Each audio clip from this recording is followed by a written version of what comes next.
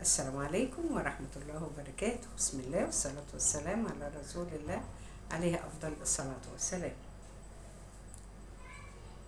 في واحدة اتصلت بيا وبتقول لي إنها راحت تزور أهلها، فلقت أخوها بيقول لها إن في واحد من جيرانهم كان متجوز واحدة من النوبة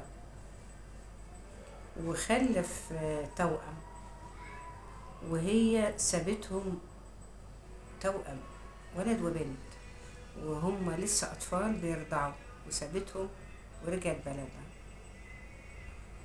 ما قدامكيش حد يا حاجة يشتريهم أو انت تاخديهم؟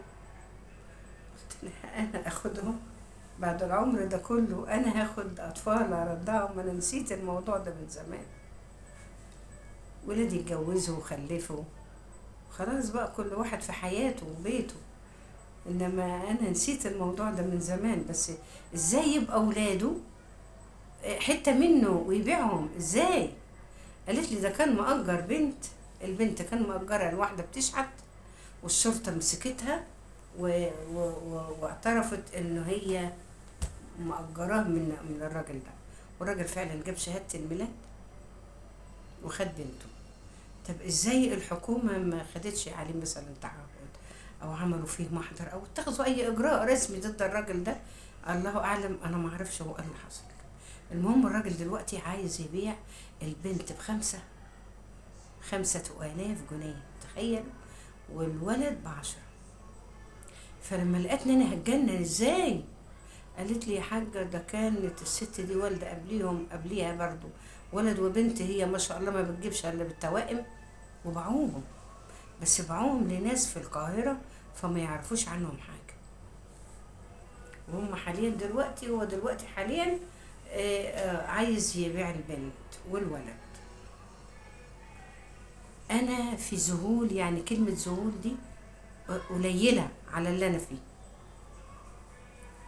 ازاي لما انت مش قد الخلفة بتخلف ليه؟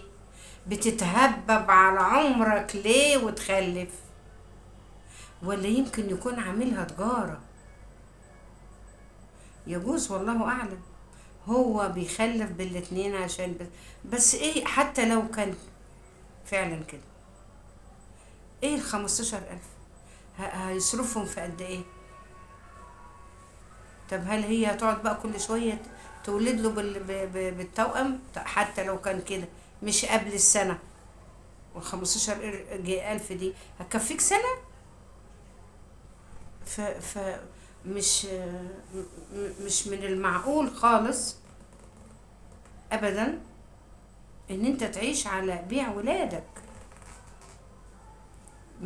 في يعني لا دين ولا اخلاق ولا ابوه ولا رجوله ولا اي حاجه خالص يتقال على الراجل ده ايه؟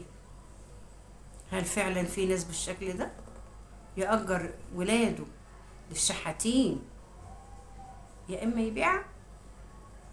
يا رب ارحمنا برحمتك، توفانا وانت راضي عنا يا رب. يا رب استرها علينا وعلى كل الناس يا رب. السلام عليكم ورحمة الله.